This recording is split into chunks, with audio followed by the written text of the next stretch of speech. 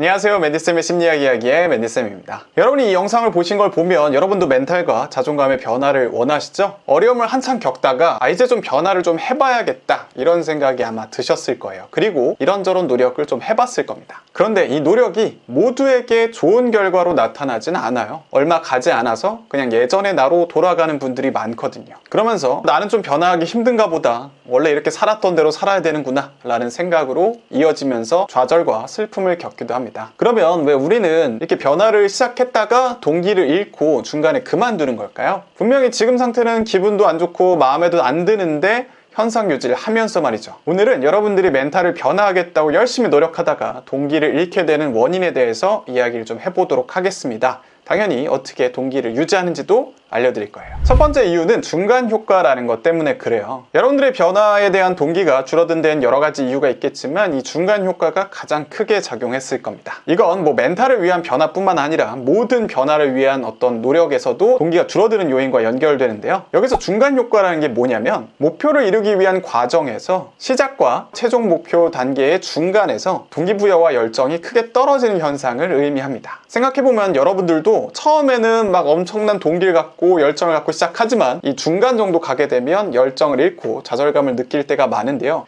이걸 중간 효과라고 볼 수가 있습니다. 그럼 이런 현상은 왜 일어날까요? 크게 두 가지가 있는데요. 첫 번째로는 비교 기준이 바뀌어서 그래요. 우리가 목표를 달성하기 위해서 처음 시작할 때는 0에서 1로 시작하는 거기 때문에 변화가 되게 커 보입니다. 안 했던 걸 하니까요. 그때는 작은 걸 성취하더라도 되게 기쁘고 즐거움을 많이 느낄 수가 있습니다. 나 좀 뭔가 하고 있구나 이런 생각이 드는 거죠. 그런데 시간이 지날수록 이제는 최종 목표랑 지금 상태를 비교하게 돼요. 0에서 1로 가는 건 되게 커 보였는데 1에서 100을 간다? 혹은 20에서 100을 간다? 이건 너무 멀어 보이는 거죠. 그래서 내가 80이나 90까지 남았다, 목표를 달성하기 위해서. 그러면 너무 많은 것들이 요구되고 자기가 할 수 있는 게 없다고 느껴질 수 있습니다. 두 번째 이유는 자원이 소모되고 지쳤기 때문인데요. 우리가 목표를 달성하기 위해서는 당연히 시간과 에너지와 노력이 들어가게 됩니다. 처음에 이 동기를 가지고 그것들을 많이 끌어다가 썼는데 시간이 지나니까 그 에너지가 점차 줄어들어서 동기가 줄어드는 거죠. 그래서 마라톤으로 치면 처음에 엄청 빨리 달리는 사람들 있잖아요. 그러면 페이스 조절 못하고 중간에 그만두게 되는 모습을 볼 수가 있는데 딱 이런 모습을 보여주는 거죠. 이걸 이제 멘탈과 연결시켜 보면 처음에 여러분들이 멘탈을 바꾸겠다 이런저런 정보도 찾아보고 이것저것 시도를 막 했을 거예요. 그래서 처음에는 뭔가 안 하던 짓을 하니까 나에 대해서 뿌듯함도 느끼고 어떤 인정 욕구 이런 것도 채워지는 느낌이 드는데 시간이 지날수록 나를 사랑하라거나 감사하라는 마음을 가지라거나 자신감을 좀 키워보려고 하는 행동들이 너무 이제 멀어 보이는 거죠. 그리고 이제 많은 정보들이 알려주는 것처럼 뭔가를 해보라고 했는데 그걸 하기 위한 에너지가 너무 많이 드니까 중간에 그만두고 싶은 마음이 커지는 겁니다. 두 번째 여러분들의 동기가 떨어진 이유를 얘기해 보자면 여러분들이 잘못된 노력들을 하고 있을 수 있어요. 이 멘탈 회복과 관련돼서 여러 가지가 알려져 있는데 대표적인 게 이런 거 있죠? 아침 일찍 일어나 미라클 모닝을 해라, 감사의 길을 써라, 장점 일기를 써라, 학원을 하거나 운동을 열심히 해라, 이런 것들인데 이런 활동은 분명 여러분들의 멘탈에 도움도 되고 자존감도 높여주지만 이건 일시적인 효과만 있을 뿐이지 여러분들의 진짜 자존감을 높여주는 활동이 아니에요. 그러니까 그런 것들을 하더라도 진짜 자존감 높아지지 않으니까 성취감이 덜 느껴지게 되는 겁니다. 제가 자존감 회복과 관련돼서 이런저런 얘기를 정말 많이 했는데 자존감 회복의 핵심은 내가 가치가 떨어지게 느껴지는 상처와 신념을 제거하는 것이 중요한데 이거 외에는 사실은 근본적인 자존감 회복 방법이라고 볼 수가 없어요. 근데 여러분들은 뭐 하고 있다? 그 근본적인 것과 관련 없는 것들만 하고 있을 수 있다는 겁니다. 그래서 이제 진짜 변화가 오지 않으니까 성취 동기가 떨어질 수밖에 없는 거죠. 이에 대한 이야기는 제가 이 영상 중에 자존감을 높이기 위해서 했던 약간 쓸데없는 행동들에 대한 영상을 찍은 적이 있거든요. 그걸 좀 보시면 좀 더 자세히 아실 수 있을 거예요. 마지막 여러분들이 목표를 달성하려다가 동기가 떨어지는 세 번째 이유는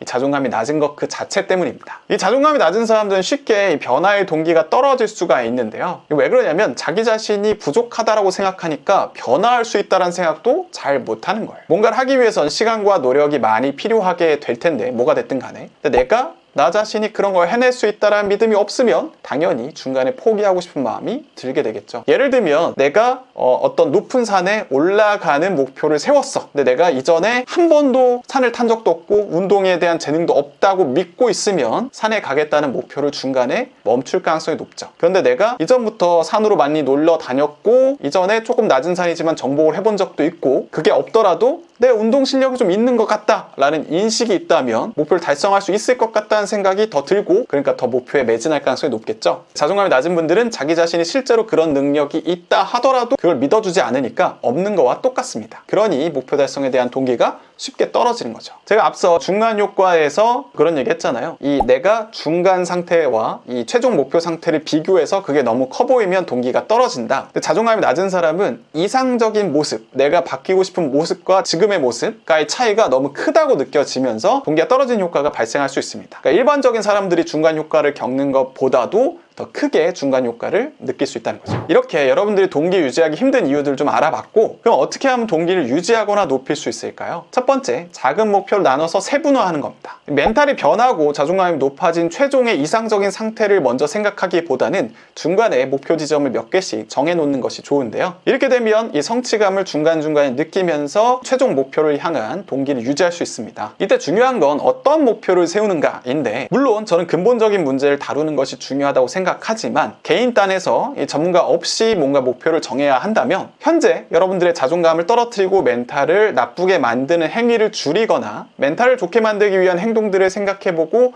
그와 관련된 목표를 세우는 것이 중요합니다. 이를테면 타인과의 비교를 하면서 자기 비난을 하고 있다면 그것을 줄이는 활동을 하는 건데요. 구체적으로는 일주일간의 SNS 활동 자체를 줄이거나 혹은 SNS 상에서 비교를 좀 하게 만드는 그런 컨텐츠를 줄이는 목표를 정해보는 겁니다. 그래서 어떤 시간 그런 거 나오잖아요. 내가 SNS 얼마나 사용했는지 그 시간을 뭐 반으로 줄여본다거나 1시간씩 줄여본다거나 이런 걸 해보는 거죠. 두 번째 목표를 세우면 좋은 것은 사람과의 관계 맺는 것이 두렵다 한다면 작은 목표로는 일주일 동안 하루에 한 명에게 먼저 카톡 보내기, 이런 것들이 목표로 세울 수 있는 것이라고 볼 수 있습니다. 만약에 제가 말씀드린 목표도 좀 과하게 느껴진다면 거기서 더 낮은 단계의 목표를 세우는 것도 좋습니다. 예를 들면 뭐 SNS 상에서 비교를 좀 느끼게 만드는 사람 팔로우 취소하기라거나 혹은 일주일에 하루에 한 번씩이라기보다는 일주일에 한 번씩 말 거는 걸로 좀 줄여본다거나, 이렇게 내가 작은 목표를 달성하고 그거에 대한 성취감을 느낄 수 있게 가는 것이 중요합니다. 그래서 단순히 뭐 나에게 칭찬해주기 이런 것뿐만 아니라 그냥 진짜로 뭐 어떤 물건을 사주셔도 좋아요. 내가 중간에 어떤 목표를 달성했을 때 물질적인 상품도 동기부여에 도움이 될 수 있으니까요.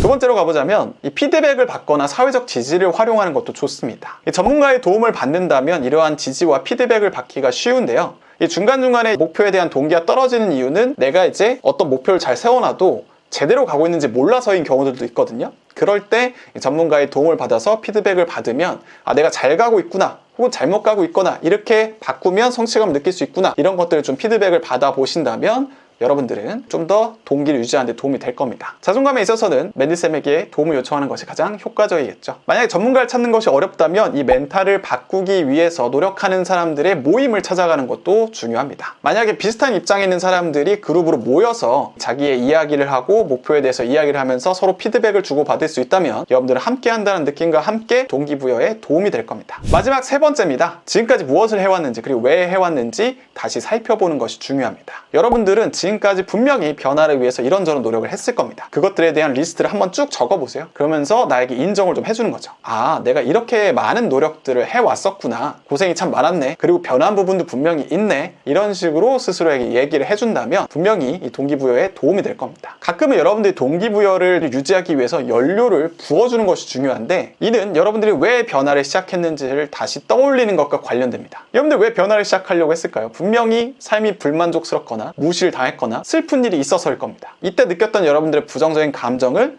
다시 떠올려서 연료로 활용하세요. 특히 여기선 분노가 도움이 되는데, 여기서 분노는 여러분들이 원하는 목표를 달성하기 위해서 연료로 활용하기 좋은 감정이에요. 이런 분노를 여러분들에게 불러일으키기 위해서 이런 질문을 드리겠습니다. 요즘 삶이 마음에 드세요? 여러분들 자신감 없이 막 눈치 보고 자기 할 말 못했을 때 어떤 대우 받으셨나요? 그리고 여러분들 이렇게 주눅들게 또 자존감 낮게 만든 사람 누구고 어떤 말 하면서 여러분들 힘들게 만들었나요? 이런 질문에 대해서 답을 하면서 분노를 쌓고 그 에너지를 변화에 대한 동기로 연결시켜 보세요. 네, 오늘 영상은 여기까지입니다. 오늘 영상이 마음에 드셨다면 좋아요와 구독 그리고 알람 설정까지 해주세요. 여러분들은 어떤 목표를 세우고 있고 여러분들의 동기는 어떤 상태인가요? 여러분들이 댓글로 남겨주시면 제가 답글 달아드리도록 하겠습니다. 그럼 안녕!